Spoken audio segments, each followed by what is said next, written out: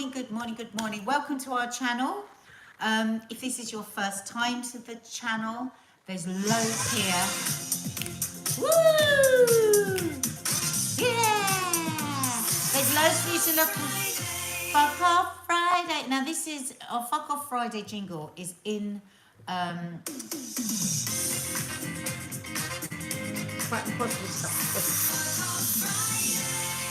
it's in retaliation against social media and the vibe that every Friday has to be amazing. So we just say Fuck Off Friday. Yeah, so there's loads of stuff on our channel, so have a look around it after this coffee moaning. We've got reality show, we've got movie reviews, TV reviews, all sorts of things going on, food stuff. And but we do coffee moaning every day. You're really hungry to see the second episode of She-Hulk, aren't you? Yes, through to Saturday. We are here every day. Saturday's a bit different Either because what one we of do us. is we get the newspapers and we go through them. Yeah. So sometimes it's both of us, sometimes it's one of us. Mostly it's both of us. If you want us to sing out a happy birthday or a happy anniversary or anything, just tell us here. We'll mark it down and we do it at the end, so that those that don't want to listen to happy birthdays don't have to. Hit the subscribe button and the notification bell so that you can be notified when we go live, because we don't go live at the same time every day. So it's what? Fuck Off Friday. I think that's Natasha, you know. I love it. Do it again. I think that's Natasha. Do it again. The happy one. Well done, Natasha. Well done, Crystal. Woo! Yay!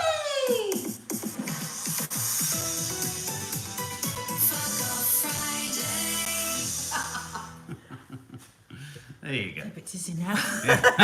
Bit old for that. Bit old for that. Okay, let's fire you up on our Mark screen. came down this morning and I was like, oh, sweet Mother of Mary, the news out there. Somebody on LBC, and I'm loving it at the moment because Tom Swarbrick's on, and I like Tom Swarbrick, even though he's a Tory.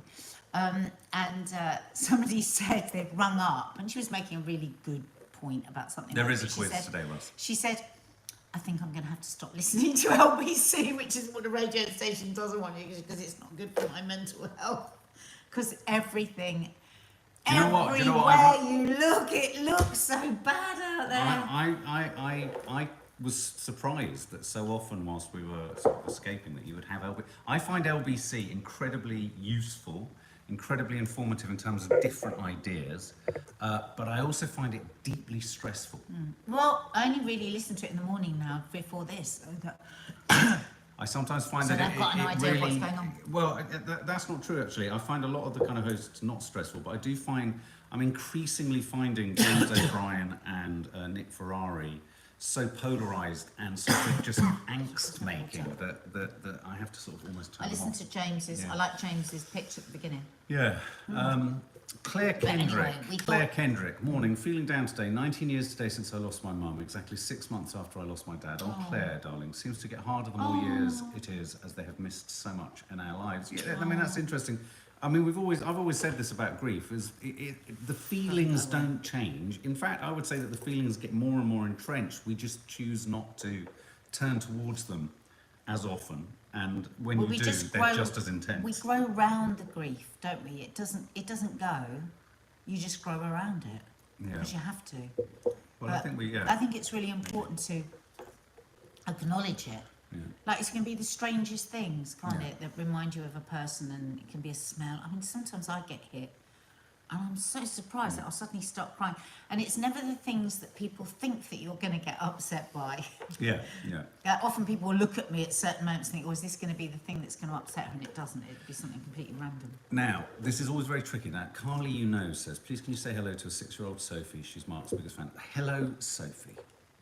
Sophie, he's very, very naughty. Very naughty. And Mum, I do apologise if we'll try and refrain from swearing today. Now that I know that. Oh God, that's not going to go well, is it? But you may want to sort of maybe, I don't know. How can you do that? What is that thing they used to do on TFI Friday where they used to broadcast 10 minutes back behind? Do you remember? Yeah, so after Sean Ryder sort of let off an expletive laden. I miss TFI Friday. TFI Friday. If there was one programme you could bring back, what would you bring back? Ooh, whose line is it anyway? I used to love that show. Oh, I hated it. Oh, I loved it. I think it's because it's the actor in me that I would get so nervous. Oh, that see, I it was. I went to a couple of recordings of it live, and watching it happen is quite. Well, I tell you why. My guilty pleasure. I need more, and I was really jealous. I was really jealous of Kay. I need more Clive Anderson in my life. She said, I love Clive Anderson. I He's love such his a brain. I mean, I filmed Art Attack, him says he, Clive. That would be great. I filmed him making marmalade once, and I was with him for 3 hours in his house, and it was the most entertaining 3 hours of my life. Yeah, Just no, hanging. he's such a He's brain. so funny. So funny. And he's incredibly clever people. I mean, Andrew Neil countless Naismith would bring back. I totally think Andrew nice. Neil is back on Channel 4, isn't he? I think he's Oh, got a new show. Olivia's murderer has been arrested. Oh. That is well, good news. Yeah. I know, if I see another image, it's just so heartbreaking. poor It's child. just so heartbreaking. Oh. Leslie Colpin has said, "Tis was." Andrew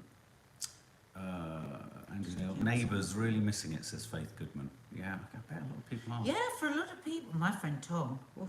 Erin Bullymore, I don't listen to the news ever. I already know everything is shit and it's not going to change. There's kind of some truth in that. I mean, I know. you know, obviously we want to kind of, we are news hounds, and I think one goes through, just goes through sort of periods, doesn't one? Whereas you're in a full LBC mode at the moment. I'm just having to take a little step back from it. Honest to God, if I didn't do Coffee Moaning and I wasn't on Loose Women, I really loved, I said to you, didn't I, a few weeks ago, the producers said, we know that any topic we bring up, you're going to listen to it. And you've got, I do see it as part of my job. Oh, no, this is what we do. I think if I was if it wasn't part of my job, I think I'd be getting to that place now, guys, where I would be saying, how much, I mean, you do have to be informed in a certain amount, but how much of this do we actually need to know? The daily grind of it is a lot. Lee Pitt says, I miss Desperate Housewives. Miriam. Do you? Yeah, Desperate Housewives. I never really got Oh, into that. Desperate Housewives. Yeah. I'm thinking of Real Housewives. I really enjoyed Sex and the City. I know it. I didn't. Never watched it. And I tell you, do you remember Child's Play? I tell you who I was really chuffed, followed me the other day. Michael Barrymore. I know. Oh, Michael Barrymore keeps liking his posts. What do you think of that, Lee? Yeah, it's really funny. But no, I used to. Lee I don't think he did. I I don't think he did Child's Play. What was the one where he used to run? What was the one that Michael Barrymore would run up and down the stairs? Do you remember? And he'd kind of hit people's front of people's I used to like heads. it when he used to pick up the producer's TV monitors. And he just did hurl stuff around. Reese Roberts, it's a delicate balancing board because you still have to be informed about the state of the world. Yeah. To live in ignorant bliss can end up being more detrimental despite the veneer of an easy life. I entirely agree. I think if you do live in ignorant bliss, you're kind of washing your hands of a human responsibility, which is kind of I think being informed is a responsibility. I mean, the extent to which Strike it lucky. Yeah, strike it lucky. That was it. I think the thing about him that I liked was he was pure an anarchy anarchist. in the mainstream entertainment. Yeah, which You is just- very difficult. very It's very difficult. controlling. Television has to be, didn't what it is. It's Yeah. very controlling. I remember interviewing him years and years and years ago after a lot of the troubles that happened at ITV Towers, and I can't remember what it's for, and he was so sad. I've never met a sad. He seemed so sad. I felt so sorry for him. So he makes a good point there. I read it. I just read the news, what I need to, and then I leave it. And I think that's actually very... Do you remember right at the beginning when we started Coffee Moaning with the pandemic, there was that rolling news, just constant. It was just horrendous. And then so many of us pulled away from it, didn't we? And said, right, once a day, or I'm going to read it. But, you know, LBC is rolling horror. And you could listen to it all day, and each presenter will do the same horror story. Well, and that I think is one of the. Though there are some like Sheila Fogarty, there are some. I Eddie find Mayer, her quite cosy, and Eddie Tom Mayer. Swarbrick is great. The chat that we like in the evening is good. I mean, I like. Don't get me wrong. I agree with everything James O'Brien says, but sometimes I just find myself being taken to a place of stress. Well, he does love himself. Yeah, there is that. But I balance it out with a bit of Radio 4, and then obviously the news feeds that I'm constantly looking at are things like Sky News. Frustratingly, the Daily Mail, the Telegraph, the Times, and I have to say the Times and the Telegraph better than the Guardian's a bit shit. Guardian's a bit shit. It's a bit shit. Anyway, so what are we talking about today? Well, there's a woman that's particularly angry about ambulances. She interrupts She was Steve Barclay. wonderful. Who's heard this? You've Say done yes or no. bugger all, she screams. Can you play it? Well, I might be able to just do the audio, but I'll just have to lose us for a So second. this is so just her 1 second. with the health minister. Let's have a look. Is that it? Or was it indoors? I thought it was Oh, outside. I felt like it was outside Yeah, I did from too. when I listened to Let me have a look. Oh no, here she is. issues. That's photo. So this is this is a woman having a go at Steve. Is it Bailey, health Still, minister? Steve Barclay. Barclay. Oh, It's I hate great. these ads on. It's just great. I She can't find basically says to him, you No, know, can't what the find it. hell do you think you're doing? People are dying. What are you going to do about the ambulance situation? Well, you've done bugger all for the last 12 years. Oh, here we go. Here we go. Let's try this. Okay. See if you can hear it. That plan for jobs has protected Are you going to many do businesses. anything about the ambulances waiting and the people dying out? Well, don't you think 12 years is long enough?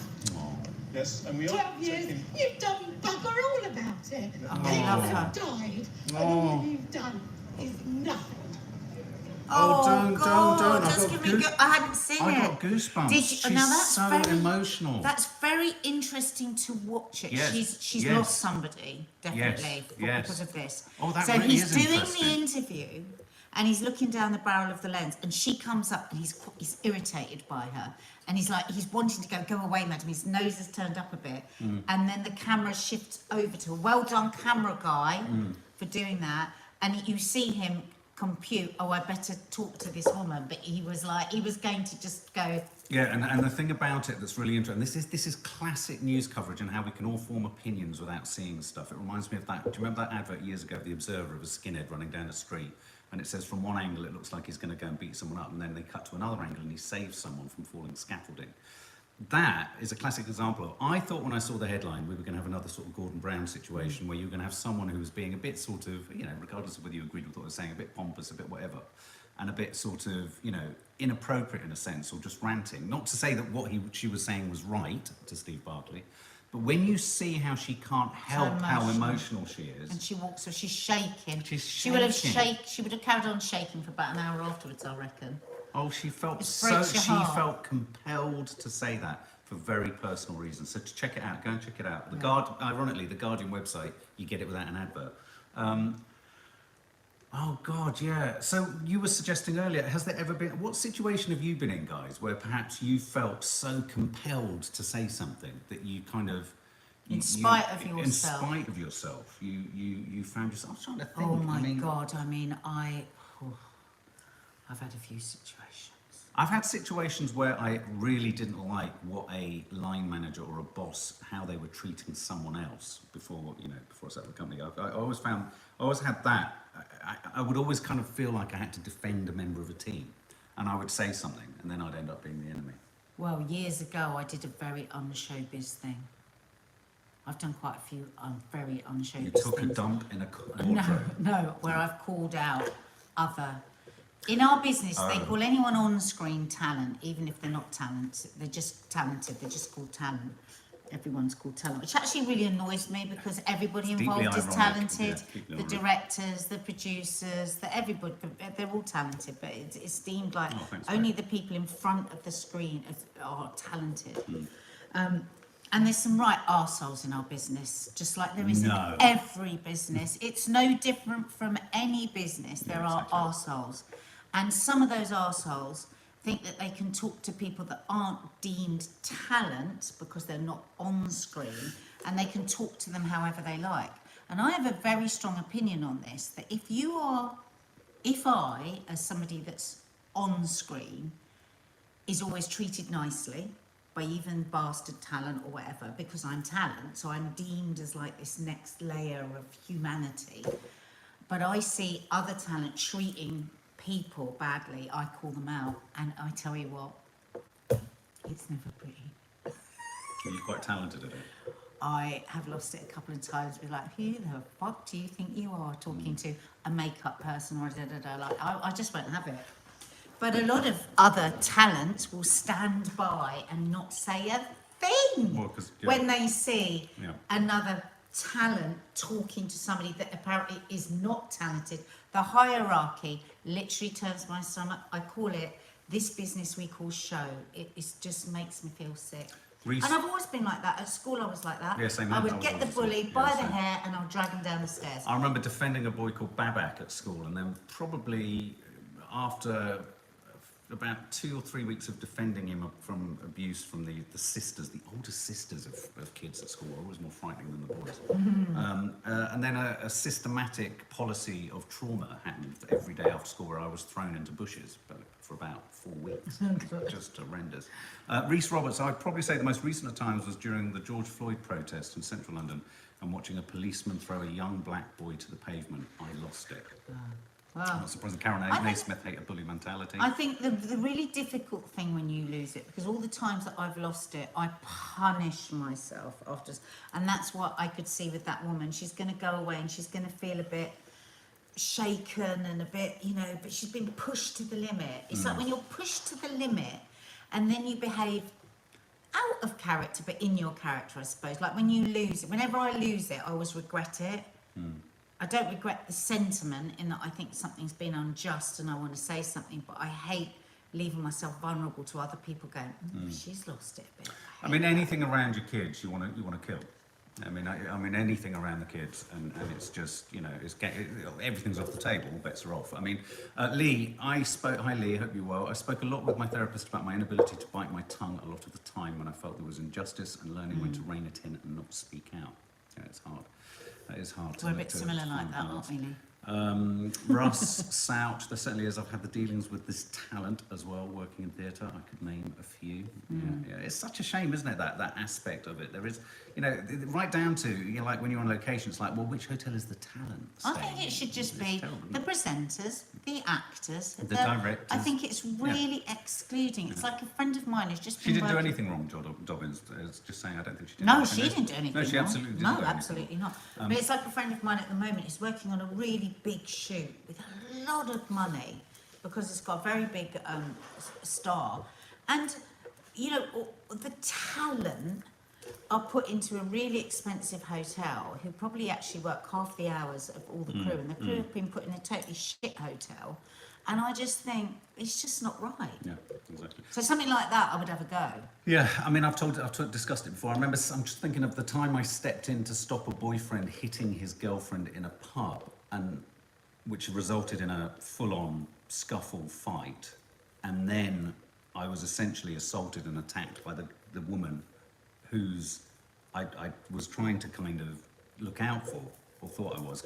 That kind of reminded me, on the one hand, I thought I can't tolerate that, but then on the other, it's kind of like, at what point should you do something, and at what point is it just getting into other people's business? But it was in a public place, it was happening offensively in a bar. It was horrible for the girl, and it was just, you know.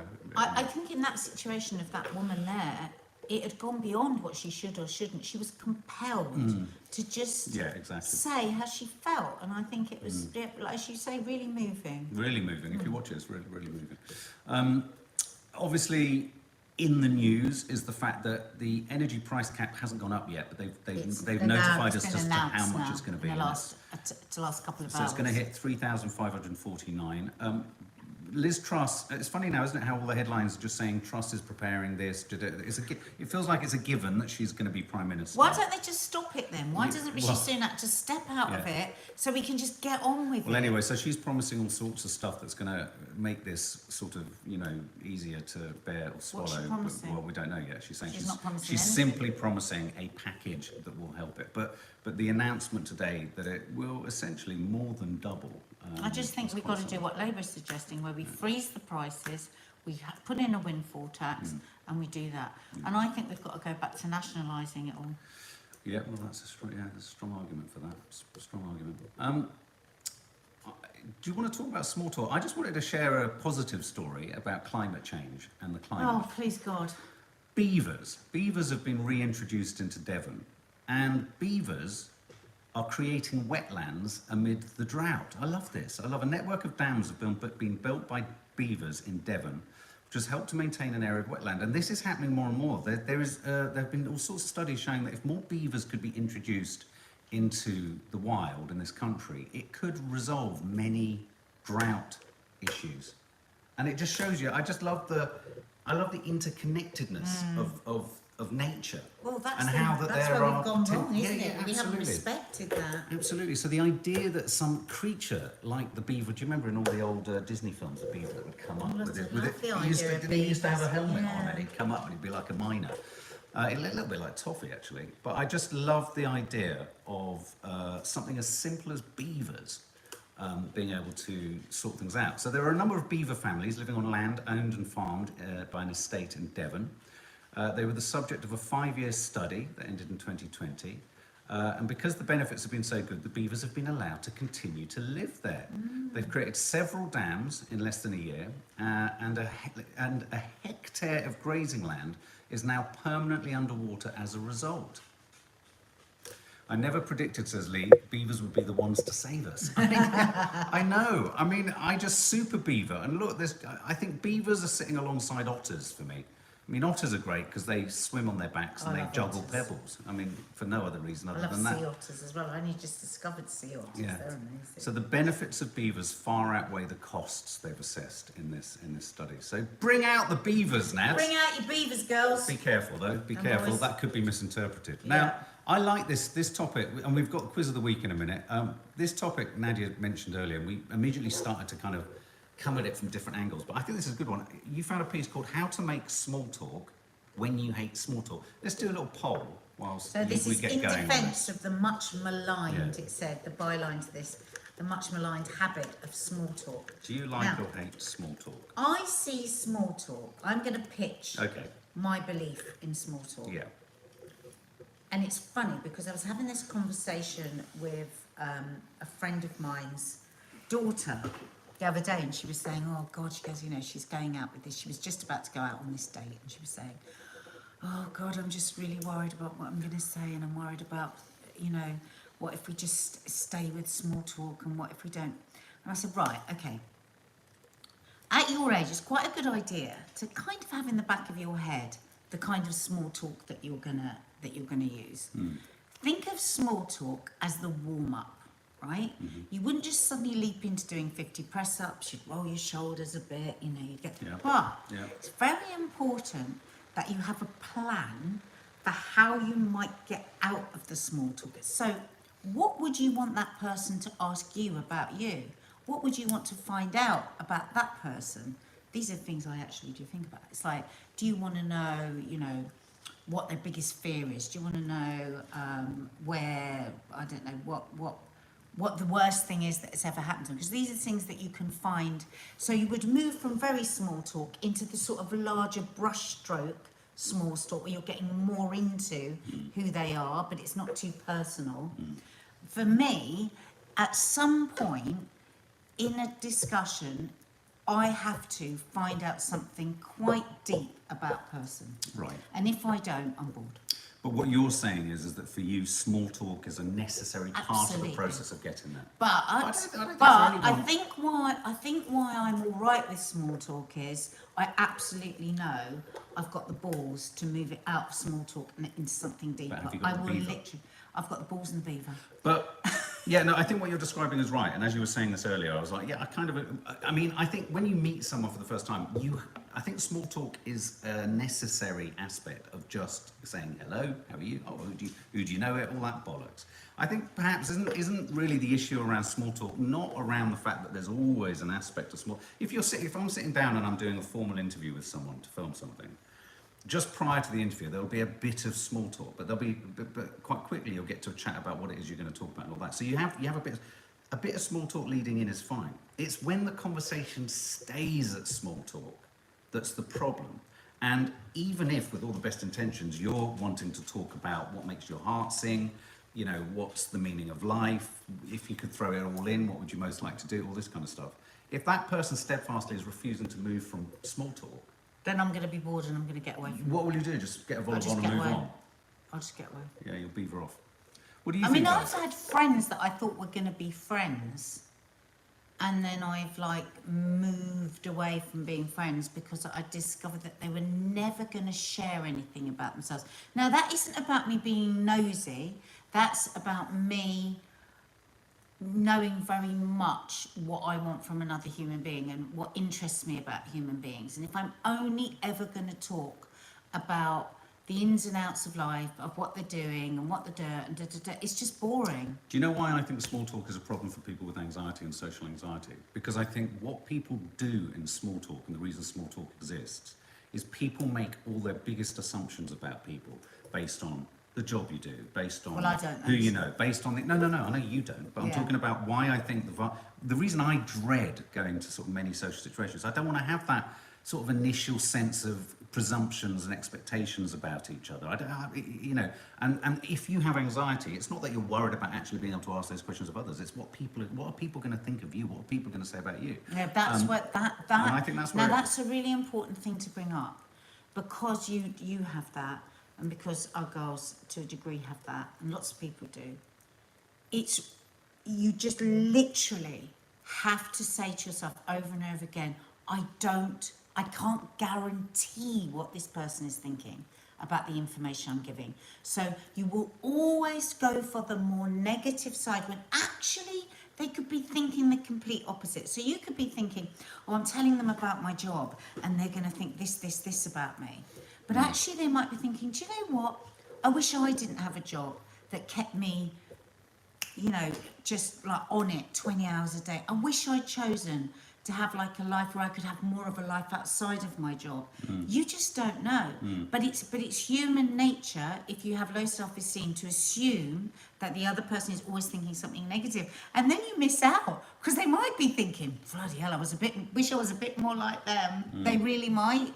So you just have to say, I don't know what they're thinking, so I'm going to try my hardest not to make decisions on it. Okay, let's read a few of your comments. Becky Fithian, I struggle with social occasions, so small talk helps me. Sharon Jael, I never used to worry about small talk. Now with menopausal anxiety, it terrifies me. Well, you've just got well, that is anxiety. Elizabeth isn't it? Social Thornton, I anxiety. call small talk meaningful talk, because then you really feel you're connecting with person on bus, say, for example. Yeah, you see, that's interesting. lovely. So It's small talk, friendly. I have really nice small talk in a sense with the guys that run the shops and the postmen and stuff. Yeah, it's always small talk. You're very good at small talk, but you find it difficult to move on from it, because what happens is, I what's use you with humour your a small lot. talk I use humour a is lot. that you use so much energy that it's like nobody can maintain that, and in a way you're my worst nightmare for small talk, because I would be trying to work out, okay, that's nice, but where do we bring it down now? Where do we chill? But And just I chat? want to be swimming in lake philosophical chat. Yeah, but what you're doing is you're saying to the other person, I'm going to keep this ping pong thing going so fast that you get exhausted and you walk away I from do it. that, yeah, but I do that because I can often feel that they perhaps don't want to go anywhere further and they don't but want to open up more. So I'm helping them out. I try and But entertain them. you are a very talented person, but where you are least talented is actually working out what another person thinks.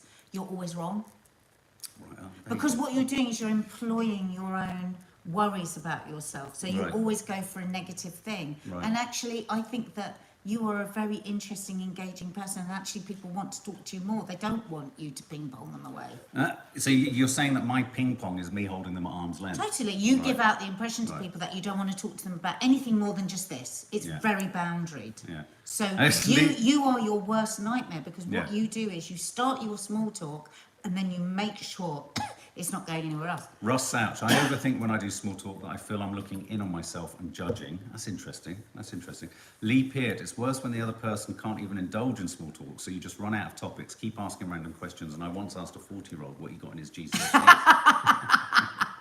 Yeah, I mean, it's, yeah, sunglasses and headphones help avoid everyone if it helps you get out the door. Good shit, lollipop.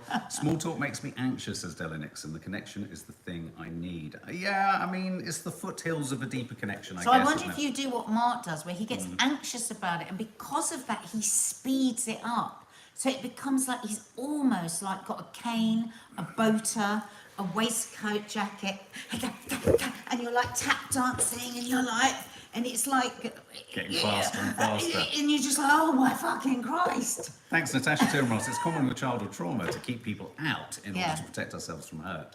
Yeah, that is part of You it. I mean, keep people at arm's length. but I like this quote. There's a tweet here that says in this article, I hate small talk. I want to... See, I agree with everything in this. Not this rapidly. I want to hear about your childhood, your favourite scents, what types of music you like, your religious views, where you want to live. See, I'm not interested in what people's career path is. I'm interested in what made your heart sing at the cinema or in a book or with art or something like that. Or what are your thoughts on the meaning of life? But that's why you have to think of small talk as the stretching of the muscles and the warming up but into that. I agree. But if you go with it 19 to the Okay. dozen, what next Okay, I'm question gonna am be I going to brutally ask? honest And with you're you. panicking I'm about gonna be what the brut- next question is going to be. No, I'm not talking about you. I'm just saying just generally. So quite a few people say, I worry that I'm going to run out. Well, I would say that's the natural point that you're going to move into something deeper, because you're going to, the small talks now come to an end. Yeah. You know, the warm-ups naturally come to the end. And what about your family? What about your relationship? What about, that's what I would do. I would just immediately move into bigger, See, I think your deeper experience generally of conversations, like your experience of people, and I know you hate it when I say this isn't all of what people see of you, because when people get to know you, they realise you're actually a really nice person. But going back to the discussion, no, because going back to the discussion that we were having about talent, I think that because you have a profile, there is this perverse idea that simply because you are talent or famous or known as someone, you are inherently more interested. I mean, some of the most boring More people, interesting, Oh. and therefore people will stick with conversation for longer. And they won't make such snap judgments from small. For some people, small talk with you is the greatest experience they could have because it's you. And let me just finish this thought. Whereas for other people, and I think this is what possibly kicks in social anxiety for other people, and you don't have it, is that other people are making in small talk huge dismissive judgments of other people. Oh no, that's not my kind of person. Whereas small talk with you is just, that's great. And if it goes to something deeper, that's even better.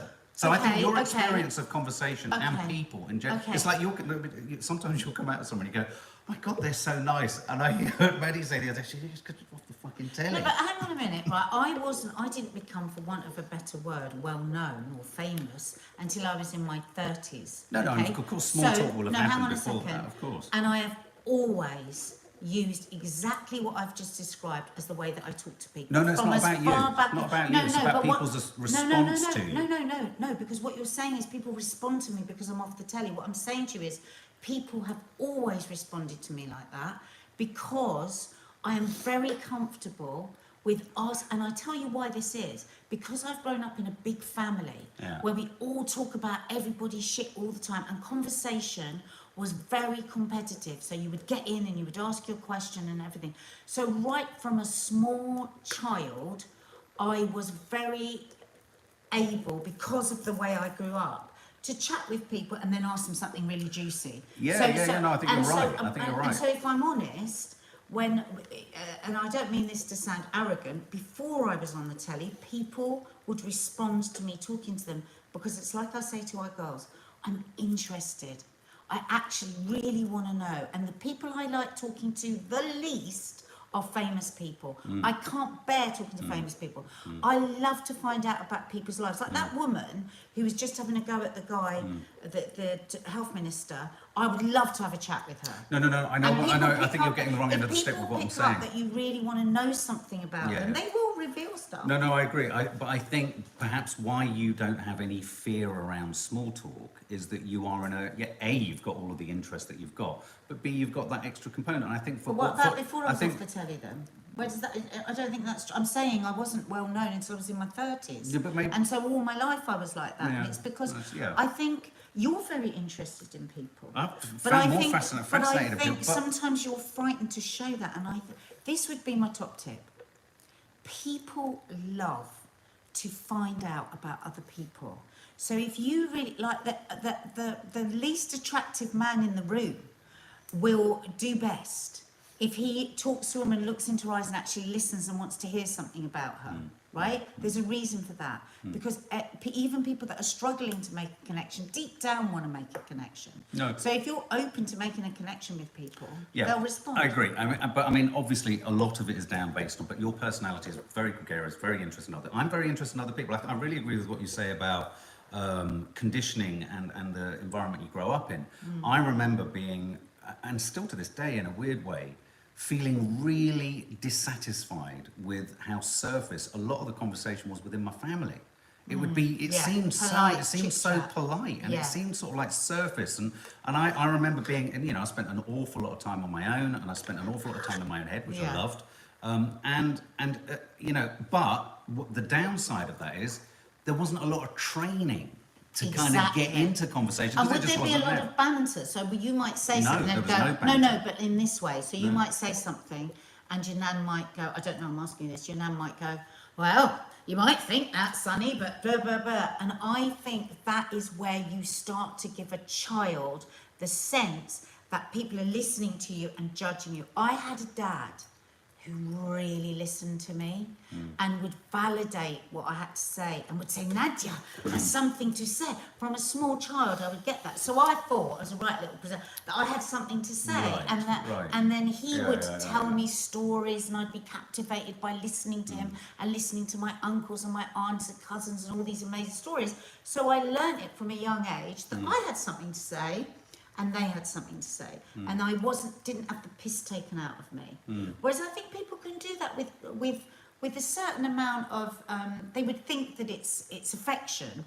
Oh, you know what? Oh, well, I suppose you would think that. That's. I can imagine your nan talking to you like that, and you then be getting that sense that people judge what you say and Yeah. making assumptions on what you say.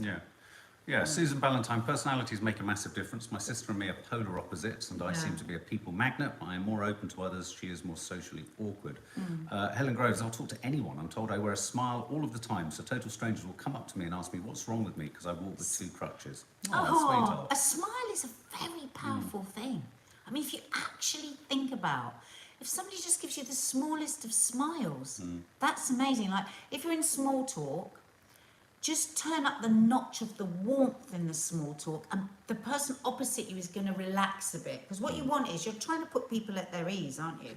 I suppose being a TV presenter is the absolute ultimate of that. For years, I was going on the road and meeting people in their homes and people in hospitals. So what I had to do was very quickly make those people feel very comfortable and that I liked them. So I would just turn up the notch of what I felt anyway and just...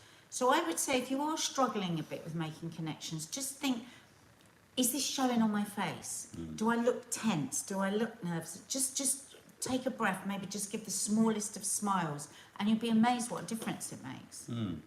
Aaron Bullimore, small talk makes me anxious due to my autism. When someone does the whole, hi, how are you? Was your weekend? What are your plans? I just say, good, no plans, really. Christos, I saw a comment by you, it's just flown up, saying, you're damned if you do, damned. If too much small talk, you're sort of boring. And if you're too clever, you're sort of, if you talk too much, you're seen as too clever. I wonder whether, Lee, if you're still here, I don't know whether, sometimes I like to use humour as a shock. I think humour sometimes, I like to use shocking humour sometimes as a way to break the ice and get somewhere deeper. I've noticed, like, if I'm feeling a bit nervous about you and say some of your female friends or whatever, I love making the group laugh or accessing a topic or even accessing a bigger subject by saying something really gallows humour or throwing myself under the bus or something like that. And I find that, Lee, you're expert at that. I mean, it's that thing of being able to kind of use humour, and out of that humorous moment, you actually open the floor for quite a meaningful conversation. I think that's where, I think that's comedy, what Lee does very brilliantly. Very Lee well. is Comedy so and good humour at- is a really key way Yeah. to access But big senses of people. often funny people, you can't also get deep with them, and with Lee, you're so good at that. You can then Yeah, flip and be you really can. serious, and I think sometimes you go into an act and then you can't come off it. Lee, you'll love this. The other day, we had somebody around here, and I mentioned you, and Maddie said, oh, do you not know Lee? Yeah, Lee's mum's friend. He's the funniest person you'll ever meet. Like, every single thing he says, you die laugh. Just thought I'd share that. Which is true. It is true. Follow Lee on It's Lee Peart, because he It does is stand-up comedy regularly, so you should go and see him. And he's our warm-up guide for our audience. Yay! At Loose Women. So go to his Instagram account if you want to apply for tickets for the audience. I'm going to go and do the quiz of the week. Right, okay, I'm going to leave you because we've got lovely Michelle coming over later. Yeah. See you later, Michelle. All sorts of plans happening later today, guys. But just for you, it's quiz of the week, guys. And if you don't know what quiz of the week, Nadia parted her buttocks, and that came out. That was really strange. So quiz of the week every Friday, if we're around and if we're on. The counselling course does help with that. Counselling.e Metcalf does help deeper questions. I can do deeper questions, and it actually means you can get past the small talk in a weird way quite quickly. Though there's different, I wanted to talk about it. There are different types of small talk as well. There are many different types of small talk. Anyway, quiz of the week, guys. Get your pens and papers out. Pens and paper out. We're going to be asking you 7 questions that relate to the news this week. Often, we've covered the stories in Coffee Moaning. Sometimes we haven't, and other times there's the occasional question about cricket that means that no one comes out of it with, is it 6 or 7 out of 7? No one comes out of it with 7 out of 7. So, let's have a... Oh! There's Nadia. Fuck off Friday. There we go, guys. So, first question of the week is, let's go, Brenda M. Absolutely. Masai Graham won this year's award for the funniest joke at the Edinburgh Fringe. This was his setup. This was the start of his joke. I tried to steal spaghetti from the shop, but the female guard saw me and I couldn't... What? Blank. This is like blankety blank. What was the punchline? Blankety blank. Blankety blank, blankety blank, dun dun dun. So, I tried to steal spaghetti from the shop, but the female guard saw me and I couldn't A, get past her, B, find the penny to pay her, or C, gnocchi her out the way. Which of those was the punchline? I kind of, like you, Lee, you know the answer to this one, but I kind of ran the line and then ran into each answer, and I'm rather pleased I stumbled into the right answer. Right answer. So how are we doing? Oh look, vast majority of you saying get past her. It feels like an obvious one, doesn't it? It feels like an obvious one. You're absolutely right. The answer is get past her. I couldn't get past her. It's very, very funny.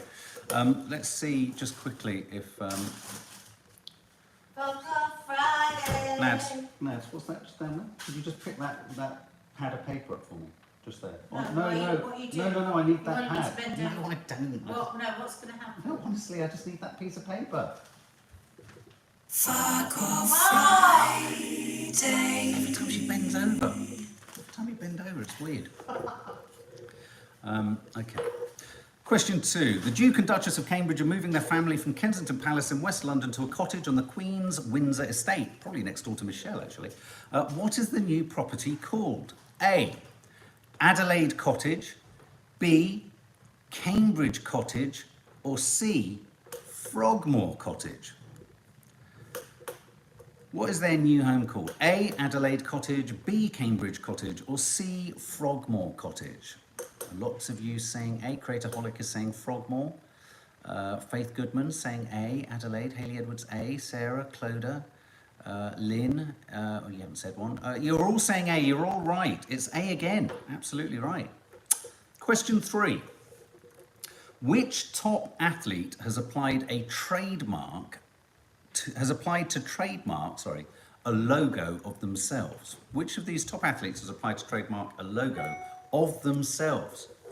A, basketball star LeBron James, B, tennis great Serena Williams, or C, record-breaking sprinter Usain Bolt? I knew this one. It's kind of obvious if you think about it. So which top athlete has applied for a trademark to logo themselves? A, LeBron James, B, Serena Williams, or C, Usain Bolt? Think about it, think about it, think about it, think about it. Think of the Nike tick. Think about it, think about it. Julie's saying Serena Williams. Most of you are saying C. Most of you are saying Usain Bolt. And if you are saying C, you are correct. It's C, Usain Bolt. Question 4. A man from Wales, I like the simplicity of this. A man from Wales has set a new British record doing what? A, milking cows, not a euphemism. B, shearing sheep. Or C, harvesting wheat. A man from Wales has set a new British record doing what? Milking cows, shearing sheep, or harvesting wheat? B, B, B, B, B. Just let's have a little midway.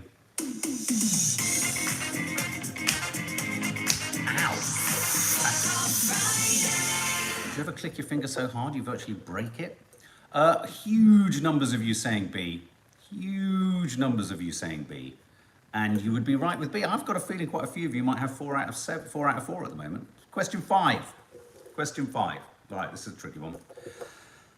What embalmed potty? Embalmed, as in an embalmed body. Which embalmed body part of Brazil's first emperor Dom Pedro I, is being flown from Portugal to Brazil to mark 200 years of independence from Portugal? Is it A, his heart, B, his brain, or C, his right hand? Which embalmed part of Dom Pedro I, Brazil's first emperor, is being sent back to Brazil to mark 200 years of independence? A, his heart, B, his brain, C, his right hand. D, his scrotum. That's not pleasant, is it? Lots of you saying right hand. I said right hand. But Sean Thomas is guessing A. Rebecca Little is guessing A. I think this is the question that's going to make this a 3-horse or a 4-horse race. The answer is A, his heart. His heart, I'm afraid. It's his heart. His heart is embalmed. Or as Miley Cyrus says, nothing breaks like a heart. It's quite a true sentence, that. Question 6. This week, researchers declared the dugong, the sea mammal said to have inspired mermaid tales. Hang on a minute. The dugong did not inspire mermaid tales. Lots of men on a ship not having seen women for almost years on end is what inspired the mermaid, not a dugong. Can we just clear that up right now? Anyway, researchers declared the dugong extinct in China. What does this gentle giant, also known as a sea cow, eat? A, plankton, B, algae, or C, Thai green curry? Sorry, seagrass. What does the dugong eat? A, plankton, B, algae, or C, seagrass? So, Rebecca Little saying A, plankton. Pink Lady saying C. Liz Skinner, C. Nadia Mansour is saying A, plankton. It's a toss-up between plankton and seagrass. Isn't it interesting that? No one's saying algae. Melly Mel is saying seagrass. Carol Aviard, seagrass. Said it before, C. Yeah, I think it's C. C is right. Seagrass is correct. Seagrass is correct. That's great. Who's got 6 out of 6? Come on. Has anyone got 6 out of 6? Before we get on to the killer question, no questions on cricket, guys. You'll be pleased to know there's a real chance here to get 7 out of 7. Sean Thomas, 6. Liz Skinner, 6. Sarah Witherton, 5. Melly Mel, 5. Lots of you, 5. Sil Carney, 6. Carol Aviard, yes, 6. Faith, you've got 5. Gilda Foster, 5. Yeah, I think that question about the heart kind of, quite a few fell over there. Okay, final question. Sir Elton John delighted diners in a restaurant in the French Riviera this week with a surprise preview of his new collaboration. But who is he duetting with? We all know this one. Is it A, Dua Lipa, B, Britney Spears, or C, Jennifer Lopez? Who is Elton John duetting with? A, Dua Lipa, B, Britney Spears, or C, Jennifer Lopez? And whilst you're all answering that one, we'll have one little final rendition of... Fuck Off Friday. And it is Fuck Off Friday, and you're right, the vast majority of you. Come on, guys, some of you must have really done well there. I think some of you did really well there, must have got 7 out of 7. B. Whitney, Russ. Is that the first time you got 7 out of 7, Russ? I think it is. Liz Skinner, 7. So many 7 out of 7s. Oh, fantastic. Margaret O'Brien. Ah, man, what a winner. Nice feeling, a nice way to go into the weekend. Sil Carney, 7. Boom. 6 out of 7, that's a good record. Lots of you got 6s, which will be a record for the weeks. Christos, 7 out of 7, fantabulosity. Okay, guys, have a lovely, lovely, lovely rest of the Friday. Obviously, things like the weekly rushes will be coming. It's a live No Name Sunday show this weekend. And I think a Green-Fingered Hell is in the barrel chamber. So yeah, that'll be landing too. A bit of funny Nanny Di running around the garden, or not running around the garden, but sped up around the garden. That'll be fun. Guys, have a lovely Friday. Lots of love, and I hope you are